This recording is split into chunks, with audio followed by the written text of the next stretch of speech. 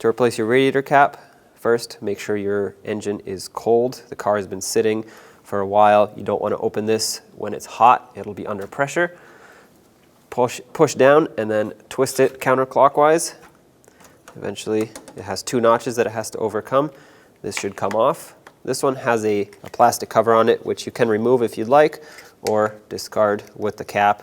Then get your new cap, slide it on, line it up, and then twist it clockwise until it lines up perfectly with the radiator and locks into place.